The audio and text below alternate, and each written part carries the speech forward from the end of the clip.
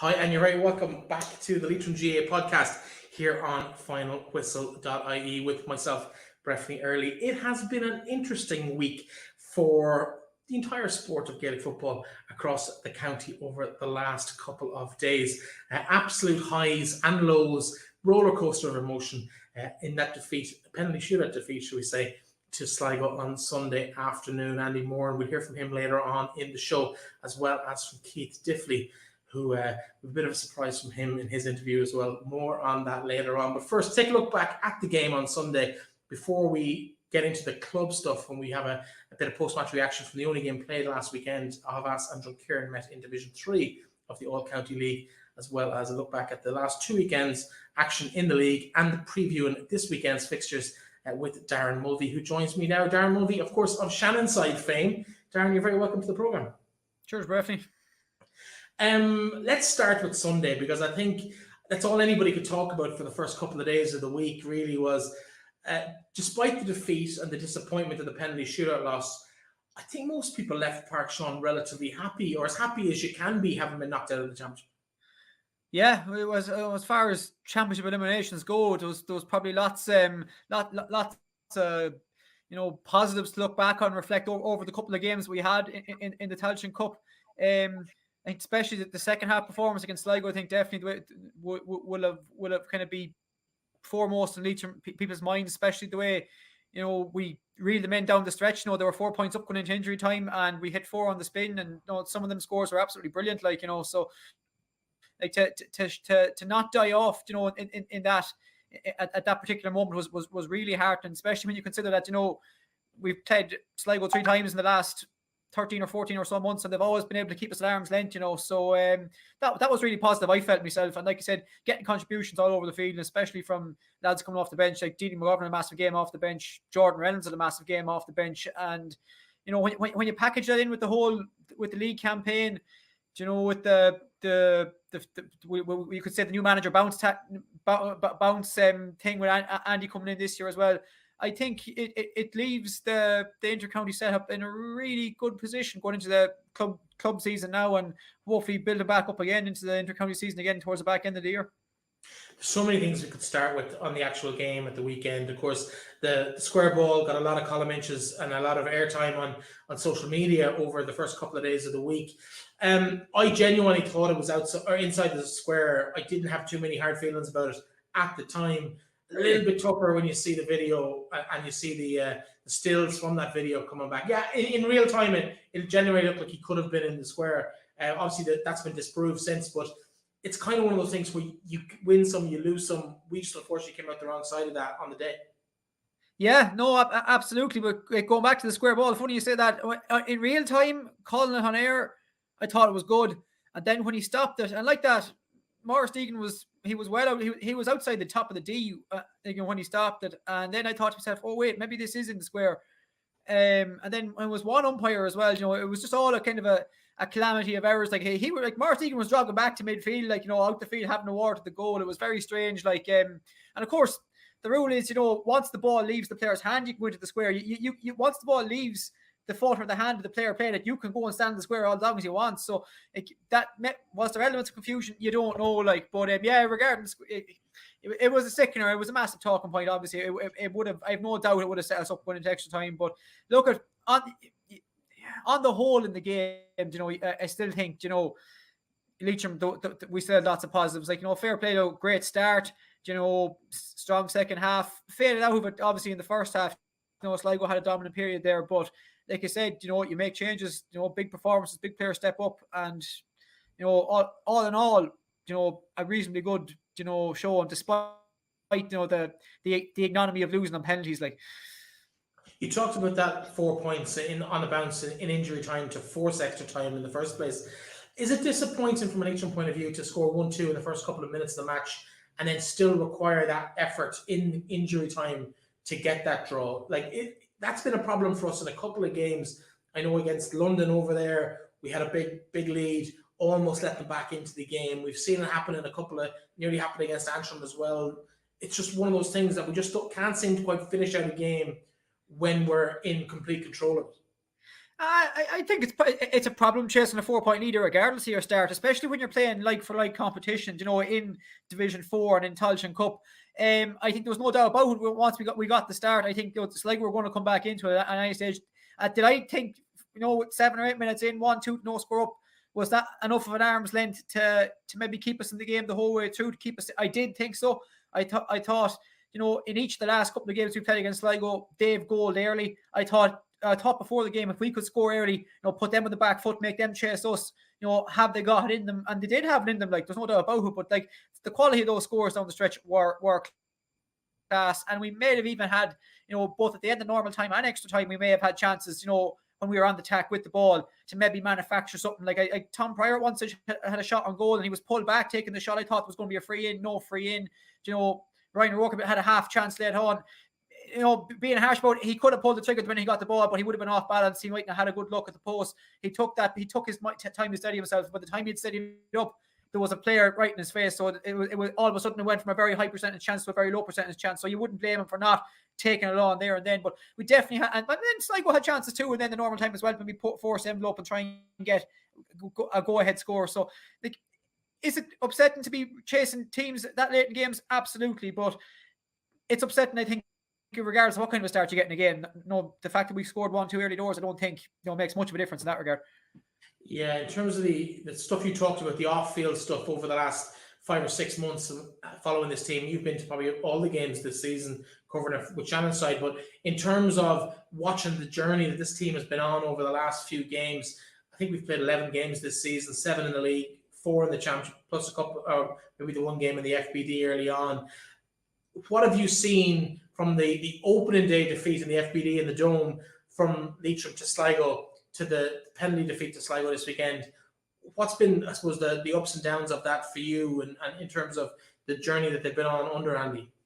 Well, as I suppose, I think the phrase Andy used himself the weekend there was, the Dome was a bit of crack. Like, it was definitely, I call it kamikaze football. It was end-to-end attack and stuff. There was no interest in defending that night because, I think playing football in that environment lends itself to, go forward football. The ball is quick. The ground is firm. There's no breeze. And that all plays into that. But looking through some of the different fixtures in the league, I think in the Tipperary game particularly, to go down Tipperary, beat Tipperary in Tipperary, a team that are, were de facto Division 3 standard, regardless of the fact they were in Division 4. It brought me back to, this first game in 2019 in the league up in Celtic Park and Derry, on the Terry Highland, a team that have since pushed on to fantastic heights. We drew that game, we should have won it. So, in that regard, there's been, seismic improvement. I think our defensive shape and structure has kind of become more refined over the course of the league campaign. You've seen it maybe in the Antrim game. We were very good defensively. They hit so many wides over that course of that game. Primarily, I think because Leitrim forced them to play wide, forced them to kick wides, pushed them out wide, give them bad looks at goal. That's been an improvement. I think our midfield platform has been very good. I think Pairc and Donovan have been excellent all year. Pairc especially has been very, very good. I think, there's depth in the panel. Andy Moran's brought in, he brought so many players into the configuration. Like I was saying, it was interesting going to some of the league games. There was nearly more interest in who wasn't on the 26 than who was in the 26. You're looking into the subs, different guys that may not be involved in different weeks, lads that got looks in the league, maybe not figuring off the panel towards the end through injuries and legitimate reasons. And then lads who we were maybe expecting to start the year, and hadn't really been seen in the Open Under League, coming strong then into the end and, playing roles. And that level of competition, is something that Leitrim badly needs. And that's something that we've seen throughout the year as well. I think in terms of what you're saying there. I think when you talk about the depth of the panel, you look at some of the subs that came off the bench on Sunday, the likes of Tom Pryor, Dean McGovern, Mark Plunkett. Okay, Tom mightn't have the greatest number of championship games under his belt, but he has been around and creating waves for a couple of years now. To have players that caliber to come in and help improve the situation, we haven't seen that from Leitrim teams in the past. No, and that's the truth. Anyone that watches Leitrim football for long enough will be able to tell you, come championship time, they could nearly tell you the team was before you even went to the game. Whereas, the last couple of games we brought Mark Plunkett off the bench, who I could never remember being a sub whenever he was fit and able to play a championship. Do you know what I mean? That's for my money, Mark was probably the best player we had last year. In that truncated league campaign and the Connacht Championship early exit and everything. Mark was probably pound for pound probably the best player we had last year in terms of the way he was playing.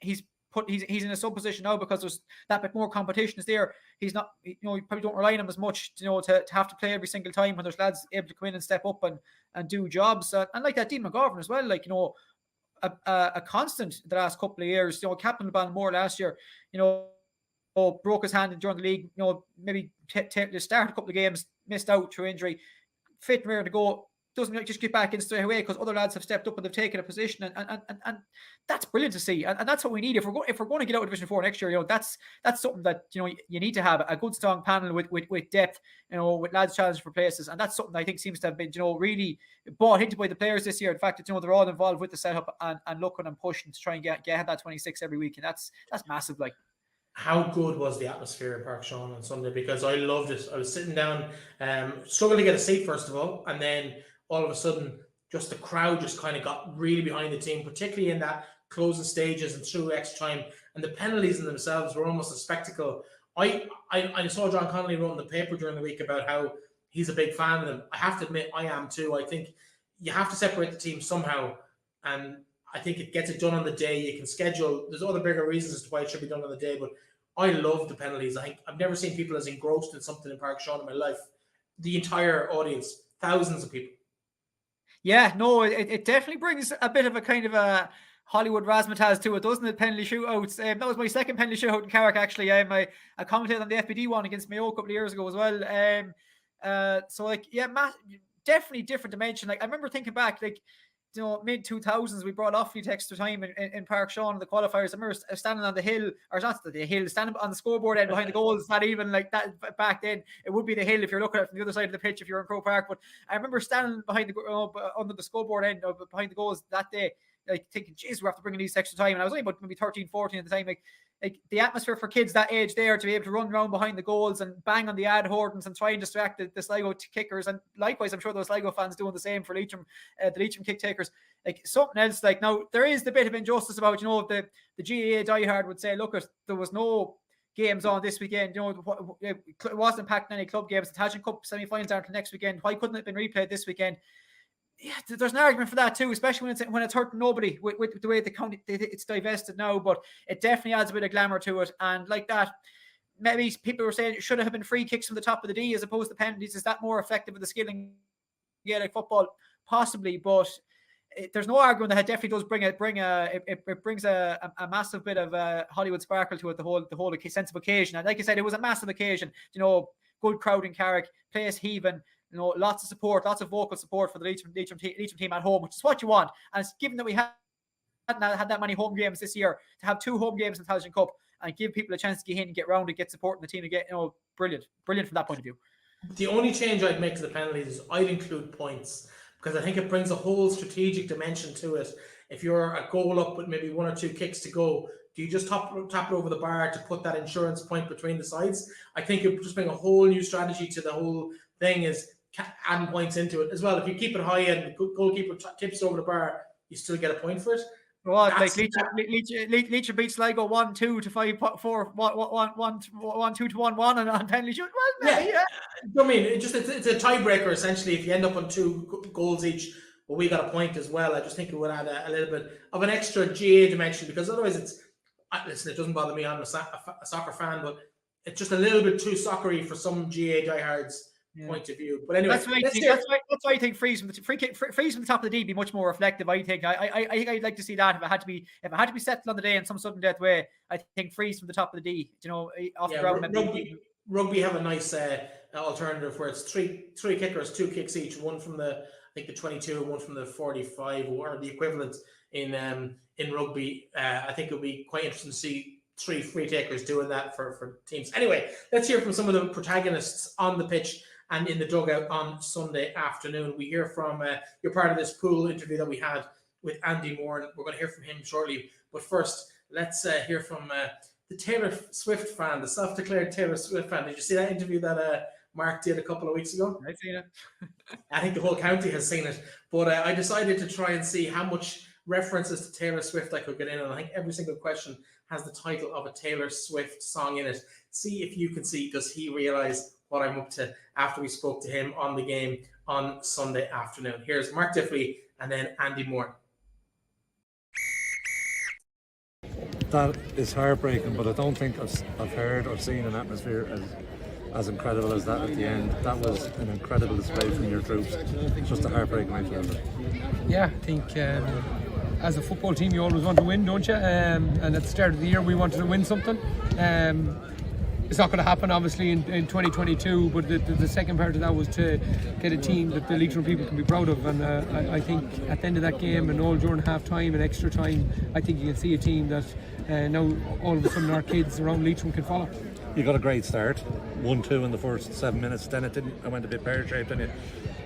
And even at the end, when they were 4 points down, you kept fighting, you kept coming back. I mean, that's obviously a sign that something's right there in the camp.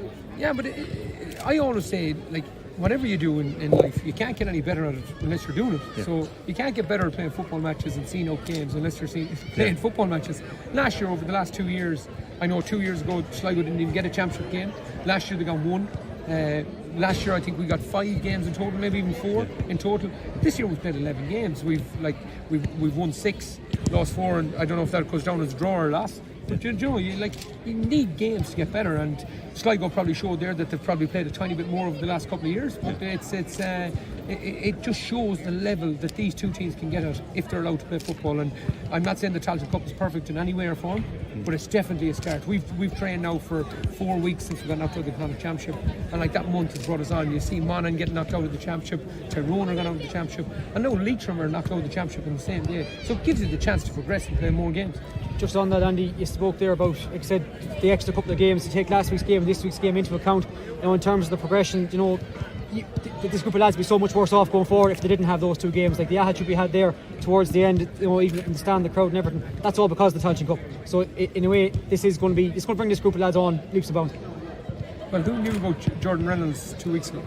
No one knew. Everyone knows about him now.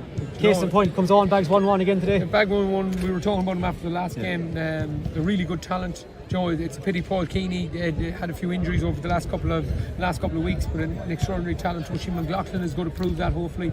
Joe, so these guys have football in them, but they need games to show. Yeah. And Jordan now has got 2 games there. He wasn't fit for the year, gets fit, and all of a sudden now he's 2 games and he's in, and he scored 1-2 in 2 games. What an introduction. Looking back over the year as a whole, I suppose it's a cliche to use, but it's so close when you get so far. It was that there today, it was the same in the league, but there are genuine signs of progress there. Lads look fitter, they look, you know, the football years are playing is class. There's a new spirit about the county, as you could see there today. So, you know, it's probably too soon to be actually saying how do you think the year went. But I don't think it's too soon. Like, I talked to all you guys right throughout the league, and our first objective was to win a game. We hadn't won a game, and sometimes we want to go from, you know, having no money to being a millionaire. Do you know what I'm saying? Sometimes you have to do the blocks, and every good team had to do the blocks. Pat Gilroy just didn't take over Dublin and they started winning All Irelands. Yeah. It took them 2 or 3 years to get there, you know. And with our boys, we hadn't won a game. We probably weren't in the shape to go and win a game, and we go away. We win our first game against Tip, then we lose, then we win 3 on the bounce. Like, when was the last time Leitrim went back to back? It was in 19, you know. So you need to give yourself time to build. And to me, of course, results dictate everything, and winning and all that. But you have to do the building blocks in place. And today, for us, the foundation the house is in. It's time to now go and build the house, you know. I've got to ask you about Shane Moran's disallowed goal. Now, at the time, I thought he might have been in the square, but what do you think now? What do you think now? I don't know. I'm told that there's footage says that he wasn't. Listen, we don't want to turn into a team that's given out, and us as media and team and some Leitrim supporters, we don't want to turn into a team that's given out about refs. But when one umpire is going for the flag and the other umpire says, "Wow, that could be a square ball," how do you decide which umpire you're going with? Yeah. And that's why do you not go with the attacking team? And to me, that's the key thing. And to go against us there, I think, was a really big call. Started the second half, really class play by Pairc and got us going. And Shane fixed it into the net. Probably stays outside the box because he's a smart player. I was very surprised to see it being called because Shane is so smart. Yeah. But got called as a square ball, and it's just it's unfortunate, but it is what it is. That sort of thing. The crowd when Baloo was here, the momentum it would have given you at the start of extra time, and then it's wiped off. And I mean, that's hard to mentally cope with, I suppose.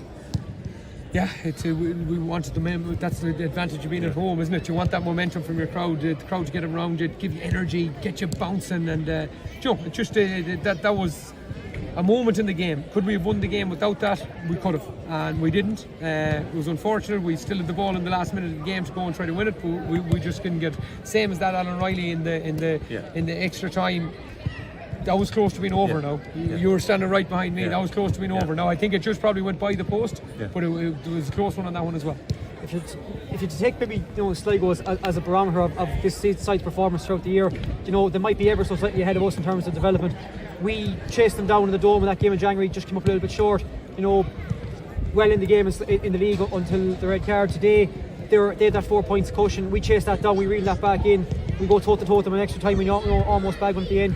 That's the sign that this team has progressed and they came on leaps and bounds with the benefit of the games. Yeah, today was the game. The one in Markovic was dead rubber. The one in the Dome was a good bit of crack. But today was the game, and I think that shows where the two teams are at. They didn't have Murphy, we didn't have Casey. Probably thereabouts best players on the team. And it levels it up. We didn't have Ryan for a long period of it, so it just shows where the team can get to. If you look at our Division 4 if you're on about parameters, I think if you were going to bet on that game before, it was Cavan number 1, Tip number 2, and then it was who finished after. It was Sligo that finished then with 10 points. Do you know what I'm saying? So they were the next best. So we need to chase them down. The pity for us is that we still haven't bet them out since 2011. So when we play them next year in the league, it puts a bit of extra spice in that, doesn't it? Absolutely. Thanks so much. And in terms of the carnival atmosphere today, it's kind of appropriate that the festival in town this weekend is Carrick Carnival. What do you think that brought to the whole experience of the game in terms of the crowd getting involved, particularly in that last 5-6 minutes of that second half? I think it was amazing, isn't that? Like when you're a young boy and you want to play football, you dream about playing in front of big crowds. And I don't know how many was there today, but since I've been coming here, I haven't seen that level of support. I was blown away by the support we got. If I'm being honest, against Antrim, I thought there might be 300 or 400 people here, and there was up on 2,000 people. Today there must have been up on 5. So 4,400, I think. Yeah, so like amazing atmosphere, amazing opportunity for us to go as a team and try to progress. And did it bring something to the game? Wow, did it. You might have missed the half time and between the kickoffs of the extra time, all the kids getting out on the pitch and playing that. And we haven't seen that in Pairc, Sean, for a long time. Yeah, that was going to be my question. I was like, when was the last time you seen that? So there's levels of where you wanted to go to. Of course we want to win games, we want to get people involved in the sport, and there's kids there going around with signed jerseys. Like I've been signing jerseys this year and I haven't seen too many signatures on it. Now there's kids going home and they're the back of their jerseys all black from signatures. Keith Byrne, Evan Sweeney, all these guys, they want to be like them, and that's what football is about. If you don't have heroes and you don't have people that you want to chase down, there's no point. You see Jordy Reynolds there, from the same club as Byrne, they're best buddies. Does he want to play with Byrne with Keith Byrne for Leitrim? Of course he does. In terms of, I suppose, what's next for you, I've read your book. I know you're in this pursuit of excellence all the time. I've no doubt that while this season might have drawn to a close in the last half hour or so, you're already thinking of next year's league, next year's FBD competitions. How far ahead are you thinking in terms of what's the preparation, what's next for you and the team? Well, I think the thinking of that started against Galway. Like we had to start getting Jack Heslin into the team. We had to start getting Jordan Reynolds into the team. We had to start playing these guys because these are the guys of the future. So we had to see where they're up to it. And again, I've said this a few times, but they've answered that. You can see now that they're up to it. They're an exciting group of players. They're fast. They've got everything about them. And Jordy, for example, won his first game ever for Leitrim 2 weeks ago against Antrim. That's just incredible to even say that at 21, 22 years of age, that he won his first game as a Leitrim footballer. So that was the whole point from Galway, was to progress, be ready for Division 4 next year. Well, Sandy, hard luck today. Great performance. Great to see the pride back in the stadium, and then the fans really getting behind the team. Unfortunately, it didn't go our way today, but I'm sure we'll have better days ahead in the weeks and months and years ahead. Thanks very much. Appreciate it. Mark Diffley, disappointing end to what was a pretty positive performance and a pretty good season all told for Leitrim. Yeah, look, I think this season now there's an awful lot of positives to take. I think Andy and the lads when they came in to start brought a lot of confidence and encouragement to boys, and you can see there picked boys up, and a lot of lads that raised their game there this year. So look, the result today didn't go our way, but we had a good performance overall. Look, the game kind of went in ebbs and flows. They had a chance to win and we lost a chance to win ourselves. So we're disappointed we didn't take it in the end. Yeah, penalties. I love penalties myself. It's probably the fairest way to decide it. Hopefully, if I was on the pitch, I would have got to take one myself. Hopefully, but no, there's lots of positive stake, and we'll look at it now in a couple of weeks, and we'll go back and ready for next year. In terms of the game today, very physical last week. You got involved in a few altercations yourself. You got picked on a little bit, a bit less so today, but plenty of, I suppose, blank space there at the back for teams when you were building it up to kind of create stuff going forward. A lot more attacking from Leitrim from the back. Yeah, last week Antrim on the ball, a bit of physicality to it, and for myself, I instigated some of them myself, but. No, look, you're going to get that in any game, and I think lads this year, the S&C coach done a serious amount of work with us to get us to the shape we're going to be in. Like, I think we're ready for that. Like, and even next year now, again, it's another building phase for us that we're kind of looking at this at the start of something rather than the end of something. So, all in all, it's positive now. Today, Sligo are great. They're a very well structured team as usual, as they always are, and they're physical enough as well. But I think today we kind of let a bit loose more ourselves and kind of start expressing ourselves a bit more. When you look back to December or November, when you were kind of coming into this grouping of players, was this what kind of the minimum target of where you expected to get to, like a Tailteann Cup quarter final, maybe into a semi-final? How do you feel the season's gone in its totality? Well, yeah, we set lots of targets for ourselves, and we'll define success differently to everyone else, obviously outside the group, like anyway. So all in all, today was this year was. It's just, there's a lot of positives. There's an awful lot of success in our own targets and our own achievements. Obviously, we'd like to maybe have gone a bit further, or we'd maybe like to get promoted in the league. But all in all, this year has been a serious progression for our team. And anyone who was at the games or anyone who was watching online or supporting here, they would have seen this team is a team that we go out to play, and they're trying to be the aggressors in every game we play in. And it's a start. It looks like it's a fairly positive going forward now. In terms of, I suppose, the rest of your summer, club championship kicks off in about 6 or 8 weeks, somewhere around early August. A little bit of time between now and then. What's the focus? Is there a championship in St Mary's, or is that just wildest dreams kind of territory? Look, I'll try and keep this short and sweet now. In Mary's now, we'll take, as everyone knows around the county, we've a fairly young team, so we're going to take it game by game, and look, we have lots of promise and talent there, so we're not going to fear anybody. We're not going to go out and say we're going to win the championship. We're not going to say we're going to go out and lose it either. We're going to take every game as it comes, and anyone that plays will know to live a game. In terms of, I suppose, the impact of today's results, kind of disappointment of doing that, will it take you long to shake that off? The results today is disappointing, yeah, but overall over the course of the season we've lots of positive stakes, so I think it won't take too long to shake it off. But obviously it's a bit gut wrenching now at the minute, but losing my penalties is hard done, but we know we were there and thereabouts, and look, we were one kick of ball away from Croke Park this year, so we'll take that going in forward now. Well, listen, Mark, I've tried to get as many Taylor Swift references into my questions as possible. You say check it off back to me is probably the highlight of the day. It's been one of those days. It doesn't really feel like a defeat, despite the fact that the season concludes. Thanks very much for entertaining us over the last couple of weeks. To you and the lads, it's been great, and best of luck for the championship season ahead with St Mary's through the season as well. All right, cheers, Breifne. So yeah, I kind of outed myself at the end there with Mark Diffley, but a bit of fun in what was otherwise a disappointing finish to what was a fairly decent season by Leitrim standards, and hopefully it's now the foundation to go and build and really push on next season. I did speak to one other person after the game on Sunday, and it was quite opportunistic. He was floating around congratulating players on the season they've had, and that is the main sponsor of the county board and the county senior teams, Seamus, Clarke, of course.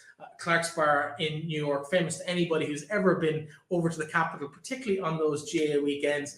And it's his support that allows Leitrim to finance what's going on at the moment here as part of a bigger support package. But obviously it's an integral part to everything that Leitrim do is that main sponsorship with Clarke's. And he spoke to me after the game to talk about his pride of playing his part from New York City and being part of the Leitrim story this season.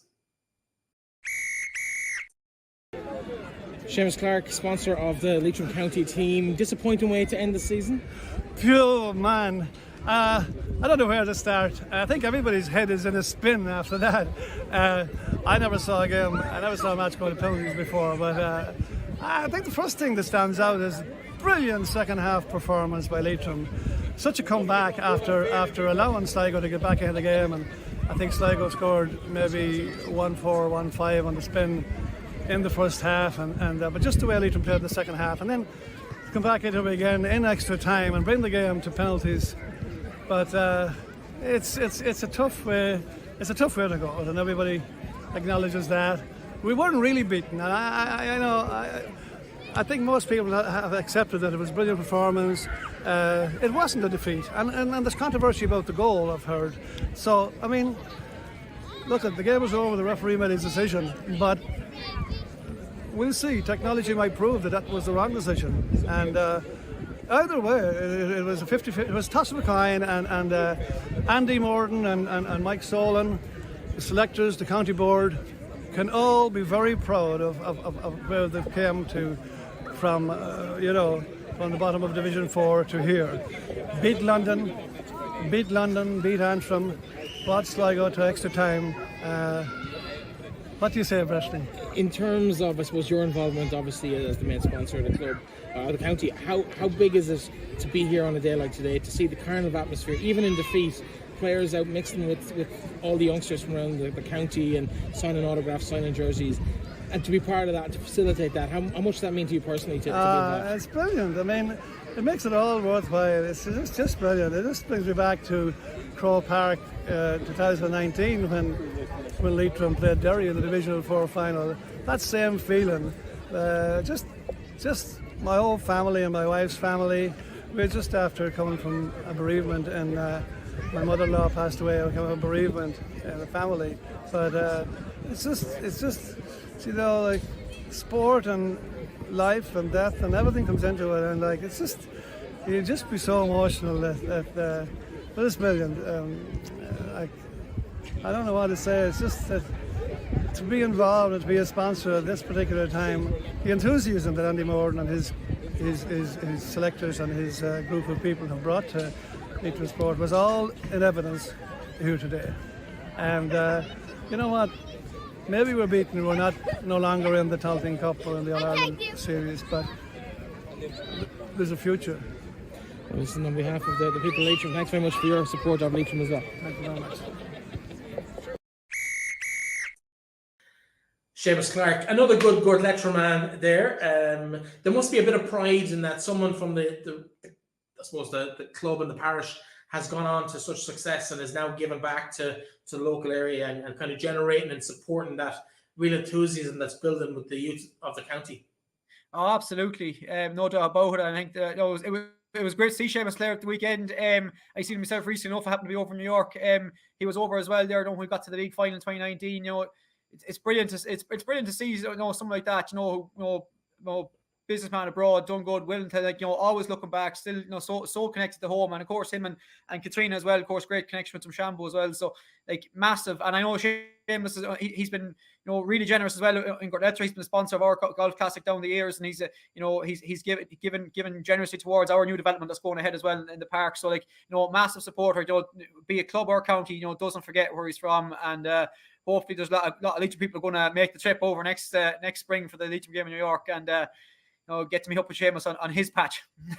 He seems like a good man to spend a bit of time with and maybe have a few drinks. I'm sure there's plenty of people already planning that trip stateside for next flights booked. May or two, whenever it's going to happen. I haven't quite booked the flights yet, but it's definitely on the list of things I have to do in the next couple of weeks.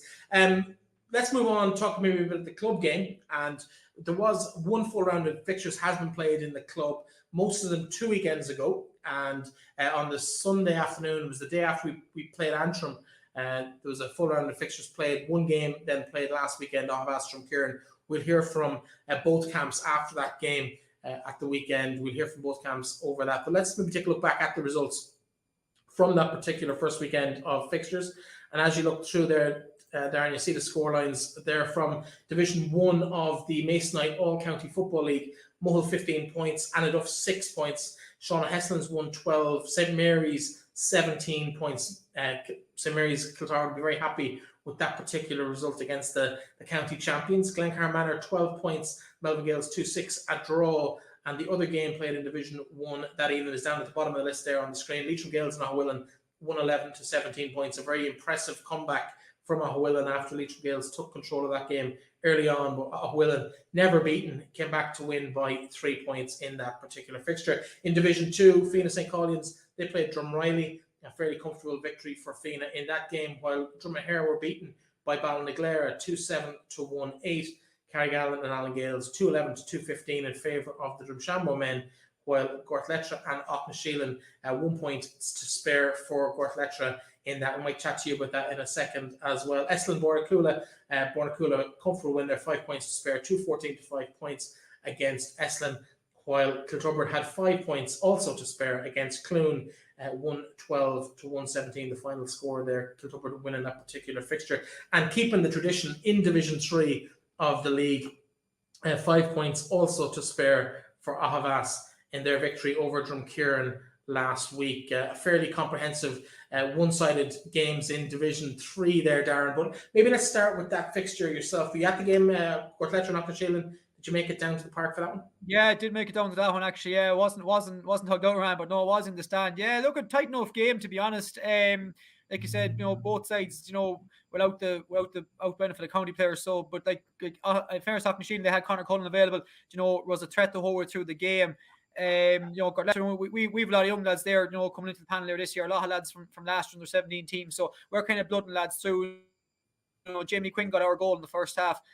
But we played quite well in the second half. Francie Flynn was really accurate on the frees.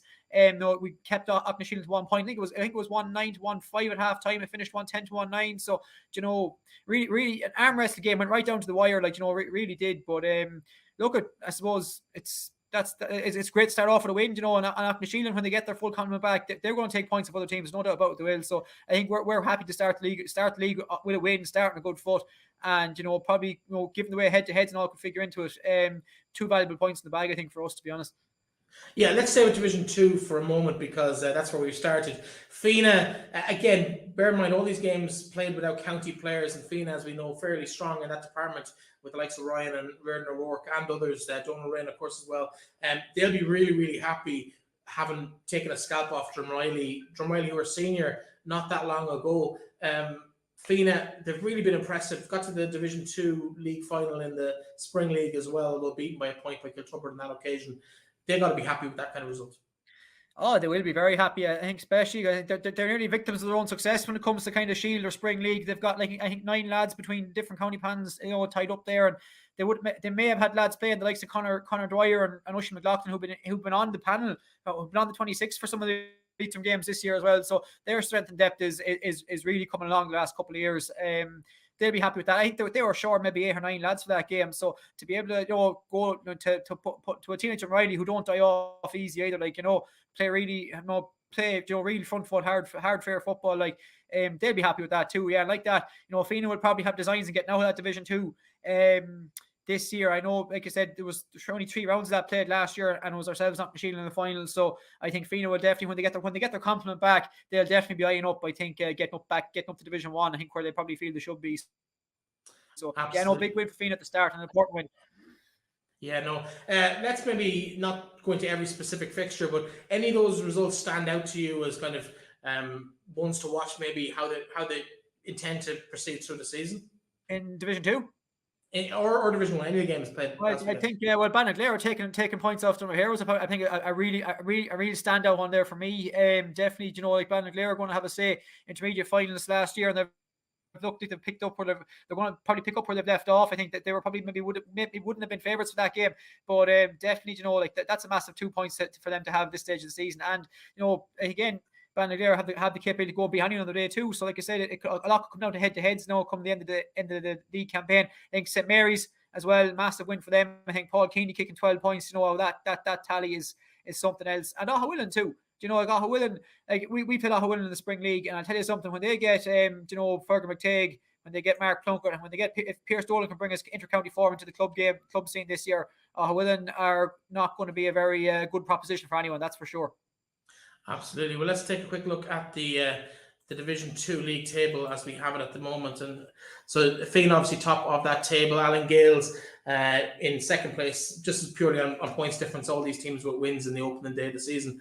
Ballinaglair and Gortletra also getting their seasons up and running with wins. Aughnasheelin, Drumahare, Carrigallen and Drumreilly. A little bit worrying for Drumahare, given that they're going to go into the senior championship this year. And not that many players involved with the county scene. Probably would have expected them to come out of that result against Ballinaglair with a better result, perhaps.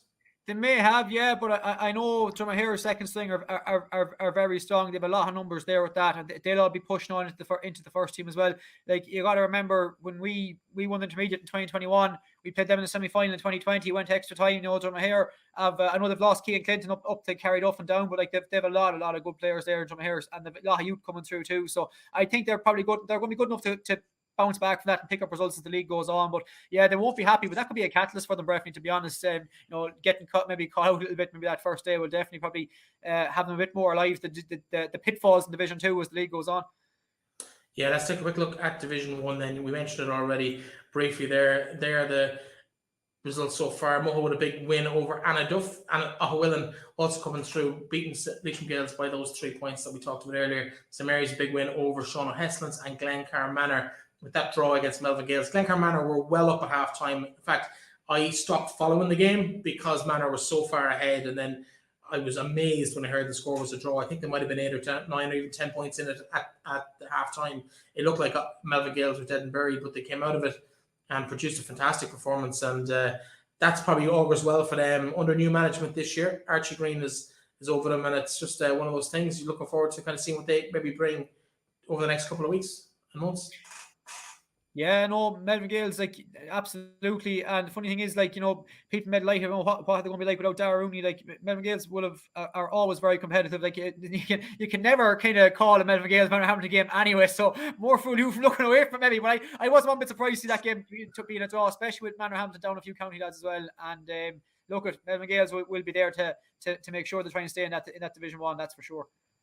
In terms of the other game, the one we talked about earlier, with Paul Keaney with 12 points, I did get the chance to catch up with Paul Keaney earlier in the week, and I had a chat with him, and here's what we got chatting about.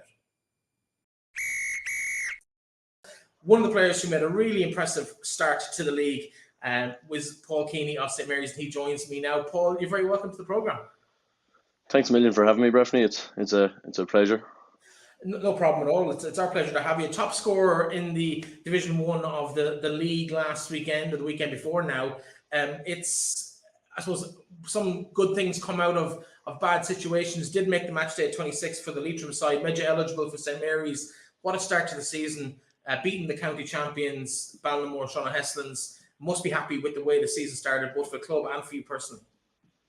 Yeah, no, definitely.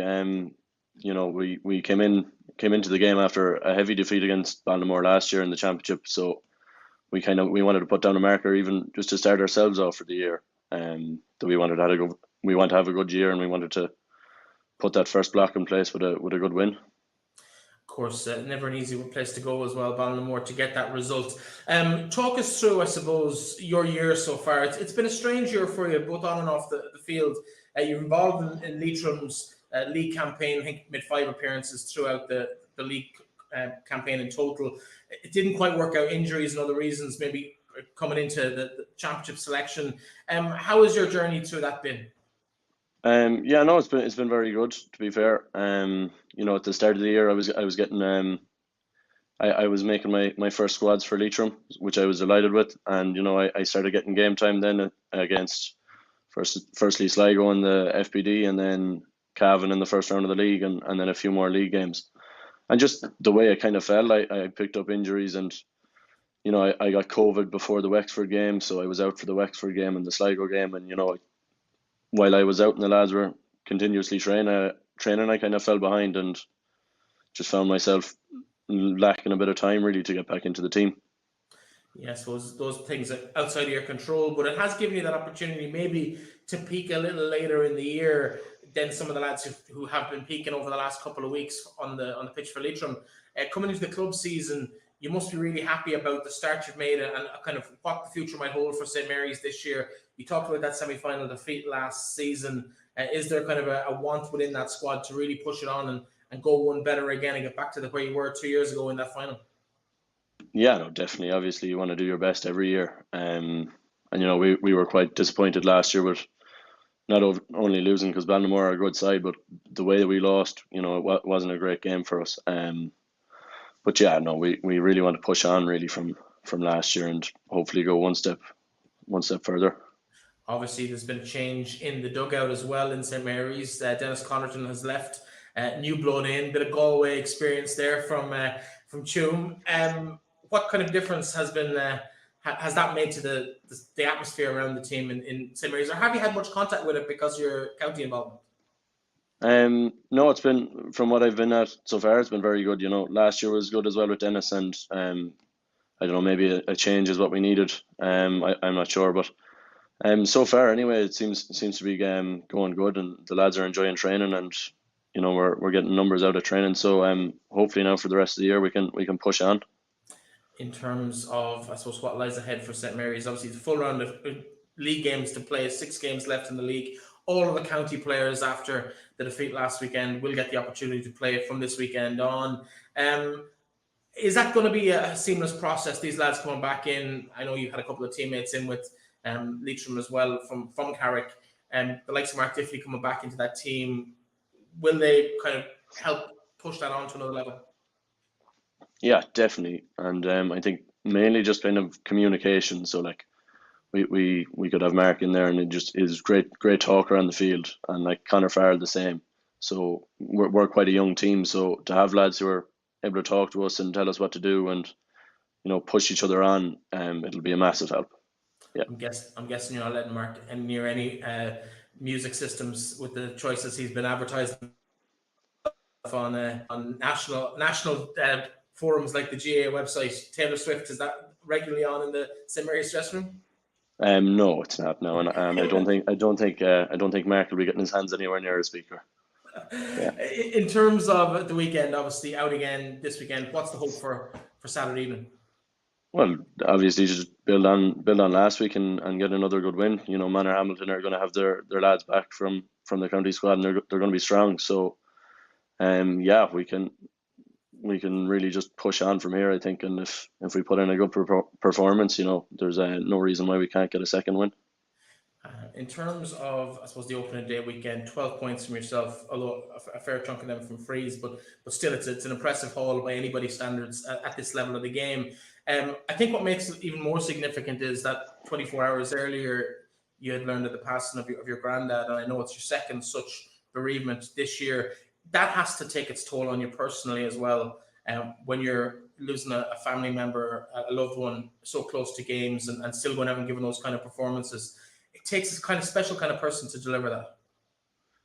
Yeah, no, look, it was awful news now about Dado, but what kind of, yeah, it was tough going into the game, but once you kind of get on the pitch, you kind of you're just thinking football really. So like on a football pitch now, it's just football.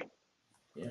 Well, listen, on a personal note, and I suppose from the Leitrim football community, both families, the Keaneys and the McGuinnesses, will be very well known and respected up and down the county. So condolences from us all here at finalwhistle.ie to both your families for the losses over the last couple of weeks and months. Paul, I suppose we have to let you go, I suppose, but in terms of the week ahead, you play Manor Hamilton this weekend, plenty of games to come over the course of the next couple of weeks and months as the championship kicks off in about 6 or 8 weeks' time. What's the ambition for St. Mary's? I know we talked about the final 2 years ago. What would be deemed success and failure for you on a personal note this year? Is anything less than a failure in terms of St. Mary's, or is it about just getting back to last year and maybe seeing if the final is there for you again? Well, look, obviously we want to go all the way, and we want to win a championship. That's the reason you're playing. That's the end goal. So yeah, you'd have to say that without success in the final, how can you kind of call yourselves having a successful year? So yeah, no, that's definitely the ambition. Well, listen, Paul, thanks very much for joining us, and I'm sure we'll enjoy watching your progress with your team, St. Mary's, through the championship this year.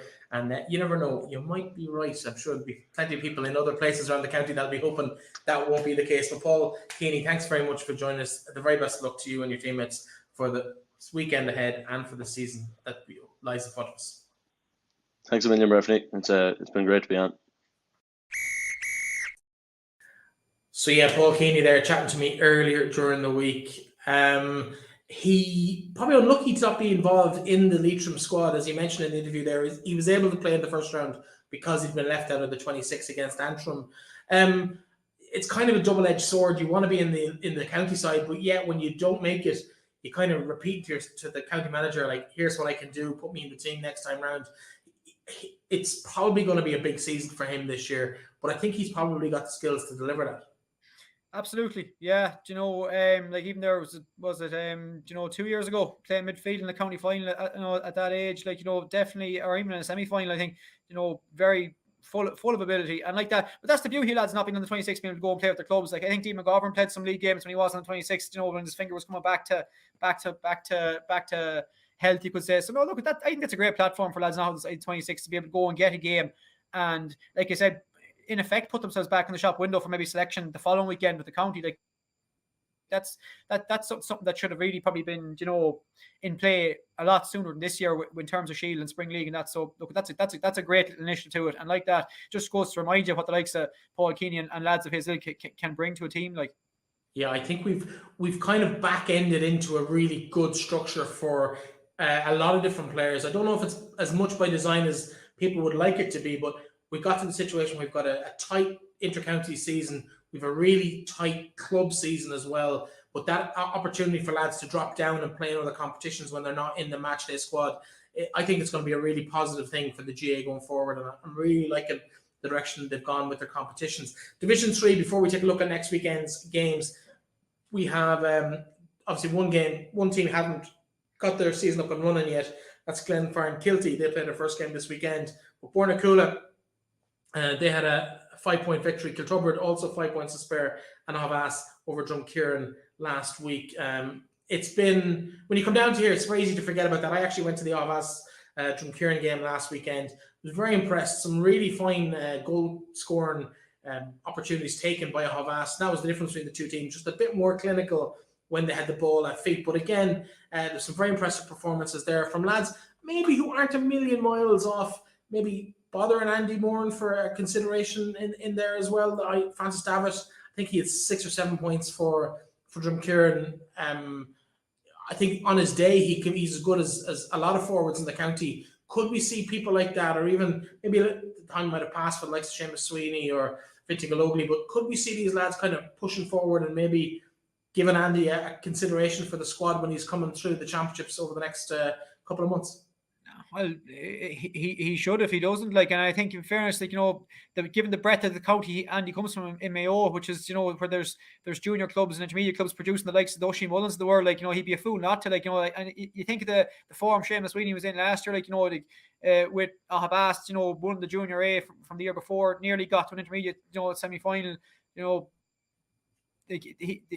he's definitely a player that could definitely, hold his own in county trials and be in that conversation. I wouldn't be too familiar with the Drumkeerin setup at the minute, but I seen that on your website earlier on there. Francis Davitt there kicking 6-7 points in the league game, like, that's the kind of stuff. If you can maintain that consistently, you're going to be in the conversation. When come the end of the year, when people are raking the club scene, looking for some new faces, like we know. And that's the thing maybe with this year. And the depth of the panel is so wide. Any new names that pop up are going to stand out. Like, so for the likes of them lads, and even lads in the more in senior intermediate clubs, who maybe aren't well known inter-county faces, they have a great chance in the championship coming up and in the league campaign as it rolls on now for the next 6-7 weeks in a row to make a name for themselves, put their hand up. Yeah, definitely. Well, listen, let's hear from within those two camps at the moment, the Aughavas and Drumkeerin camp. After the match, I caught up with one of the selectors for Aughavas, Ray McBrien, and also caught up with Richard McTiernan, who is the manager for Drumkeerin after the game. Here's what they had to say to me after the fixture on Saturday evening. Ray McBrien, part of the coaching ticket here in Aughavas. Coach, replacing your brother, who was involved last year. Before we get into the details of today's game, any animosity there? Do you talk to Fintan still, or how he took his job? Yeah, we're still talking. He's gone to another club in Longford anyway, so he is 3 years on, so he was popping away anyway, so I got the call to come in with Liam and Barry, so I was happy to do it, so we're a happy camp so far. He took the junior championship title and went off to Longford with it. In terms of today though, nice to be up and running. Aughavas, of course, winners today over Drumkeerin. Drumkeerin won the league last year, didn't get promoted, but they're here today. You took their scalp. Got to be happy with that for opening day of the year. Yeah, decent start. It's a win. Like we've often played better and lost. I was just saying to somebody there, we played Drumkeerin here last year in the championship. We played reasonably well and lost. So today probably didn't play as well, and just the goals. That's the difference. We got 3 goals, and that was winning the game. But we just battled away. It's early days yet, so lot of football to be played yet before the year's out. Plenty of experience through that team as well. The nucleus of that junior winning side still here in the club. Some big moments today. Those goals you talked about kind of came against the run of play, maybe the first one, but from that moment on you never really looked like you were in danger of losing the game. Yeah, the first goal was a key goal, alright, and then the third goal we got, it kind of gives a bit of breathing space in the second half, and we probably didn't push on after that, because you're trying to sit back slightly after going maybe 5 or 6 points up, and we let them come at us, and they did get back in the game. But we looked to control at all stages in the second half at the same time though. But we have a lot of experience there. Paul Bohan centre back, Aidan Maguire full back, David Charles corner forward. We have a lot of young lads that have a lot of football played. They're only 24 or 5 as well. Like, so we have about 4 new lads in this year as well from under 17 last year, so they're making a difference. In terms of the actual game tonight, as you said, 6-7 points up at one stage, maybe even more. Drumkeerin brought it back to 3, created a couple of goal chances, came back off the woodwork. What's going through the thoughts of yourself and Liam and the others on the sideline at that moment, looking to maybe shore things up or try and get another score or two?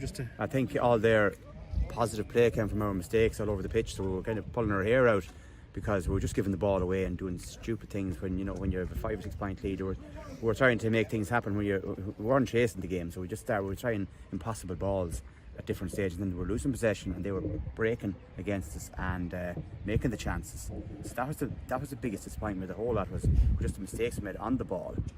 In terms of what this means for the rest of the season, will this have any impact in terms of the plans going forward, or is it just nice to get a scalp against one of the league title challengers? Yeah, it's a long time since we beat Drumkeerin in any game, let it be league or championship, so it's a big scalp for us in all fairness. So we've a lot of work done, we have a lot of training done, we have a good few challenges played, done reasonably well in the spring league, losing just 1 game to Fianna, so we're happy with today, alright, but it's no good unless we push on for the rest of the year. Well, listen, congratulations today, and Liam ran away too quickly to speak to us, but thanks very much for filming and having a chat with us. Thanks very much. Thanks, Breifne.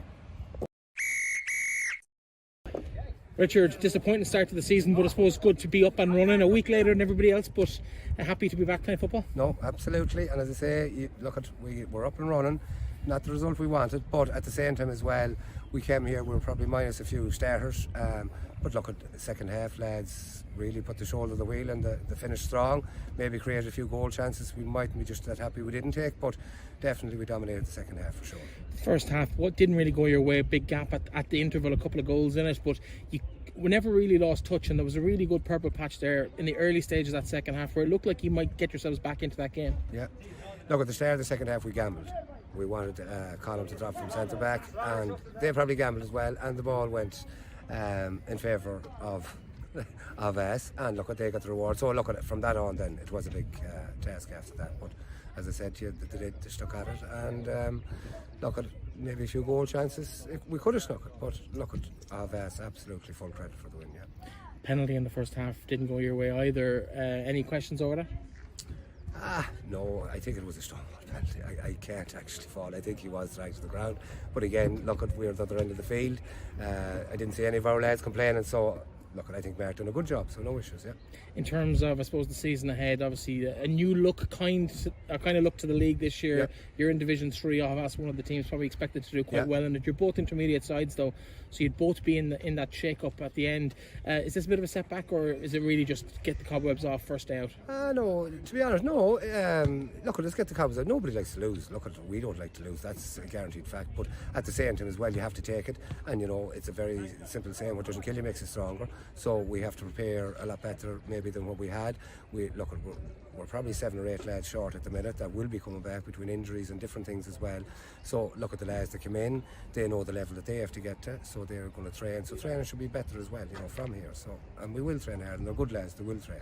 What can Drumkeerin supporters expect to see different from this year from last year? Look, I suppose last year we won the league and didn't get promoted, so we were probably a little bit annoyed with that, but that was the way with COVID and everything, the way the thing was structured, so we knew that from get-go. We knew then this year that there's probably 3-4 teams that's well capable of, getting promoted as well. So, look, what we're trying to do is maybe we're blooding young lads, we want them to get to a level, and hopefully that we do get to that level. But look, we're putting absolutely no restrictions on ourselves, the sky is the limit, so we believe we've as good a right to be there in the Junior League at the top of it, getting promoted to Division 2, and likewise with the Intermediate Championship. You talk about blooding new young lads. Clarke lining out at centre back probably doesn't fall into that category. Is he filling a gap for the weekend because of the lads missing, or can we expect to see him back in the squad this season? Colm has been training since the get-go this year, so he has, and he's in flying form. So no, Colm has an awful lot to offer the club yet. I guarantee you there's men at 20 years of age who still can't do what he can do. So no, we're delighted to have Colm back, and Colm is on board for the whole year, and hopefully another year afterwards again. He's a young man, quite like we said that, but he's young and a half. Well, listen, wind's picking up here a bit, so I'll let you go. The sun has gone in after a fantastic day here. Brilliant day. Not so great on the scoreboard, but a decent performance to start the season. Richard, thanks very much for joining us. Thanks a million, Breifne. Thank you. And that leaves us just with a look forward to tomorrow evening's fixtures across all divisions. 11 games in total.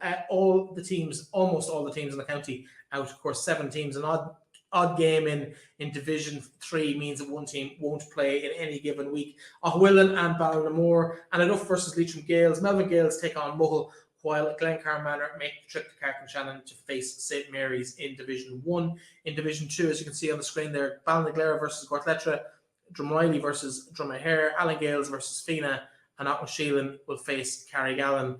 And then in Division 3, we have Bornacoola versus Glenfarne, Kilty Drumkeerin versus Estlin, and Kilturbert versus Aughavas. All those games thrown in at 7 p.m. tomorrow evening. You'll probably be in Ballinaglara, or will you? Or would you go to a game if you're not going to Ballinaglara again, or to Gortletra? Would you be heading to any other game yourself?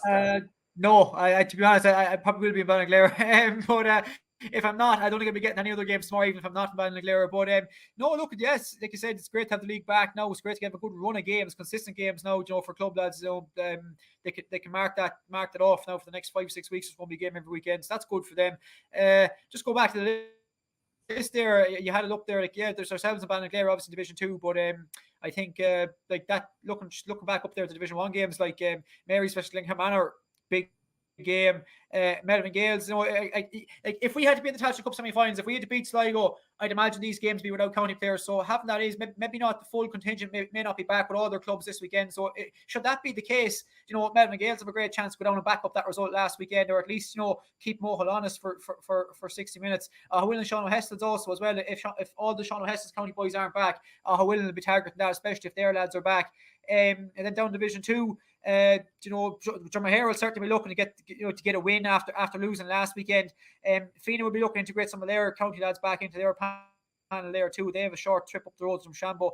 And Auckland and Carrigallen, Auckland would probably felt hard done by losing us by a point. They're at home, so they'll want to start strong. And Carrigallen, who I have no doubt would have massive aspirations of getting out of the junior championship and getting back up into intermediate, they'll want to start putting results together too. So that's probably that could be a very interesting game too to keep the eyes on in intermediate.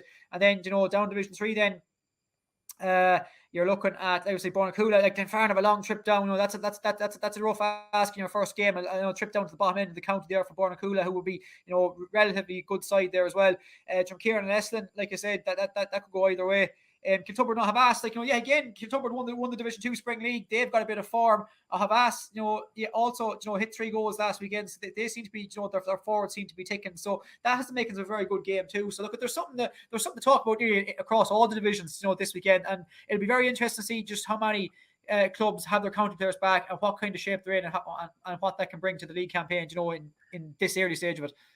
Yeah, I know anecdotally at least 1 or 2 or maybe a few more of the county lads have taken the opportunity to get maybe their holiday in now and be back and have uninterrupted run-ins to the club championships in 6 or 7 weeks' time when they all kick off this first weekend in August.